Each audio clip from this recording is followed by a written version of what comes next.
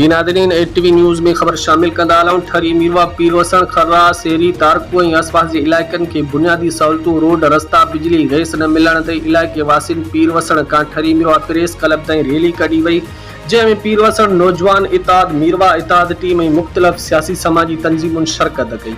उन मौक़े ते रैलीअ जी अॻुवाणी जावेद सियाल, मंजूर सिंधी, अफ़ज़ल हाजाणू, बास्त सुमरो, ज़ाहिद सुमरो, साकी नदीम शर ऐं ॿियनि मीडिया सां ॻाल्हाईंदे चयो त साइंस जे दौर में बि असां हिन महिल ताईं ऊंधा में दॿियल आहियूं, जॾहिं त असांजे इलाइक़नि मां चूंडियल नुमाइंदा हर दफ़े जीअं कूड़ा वाइदा करे वोट त वठी वञनि था, पर बुनियादी सहूलियतूं फ़राहम करण महिल वरी उन्हनि इलाइक़नि ॾांहुं मुंहुं ई नथा कनि।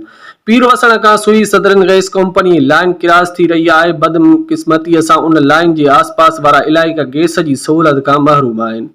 पीरवसण खां खरड़ा जो रोड ज़बून हाली जो शिकार थी वियो आहे। केतिरा ई साल गुज़री चुका आहिनि, पंहिंजे हक़नि जे लाइ एहतिजाज कंदा रहूं था, मगर हिन महिल ताईं चूंडियल नुमाइंदनि जे मथे ते जूं ई नथी चुरे।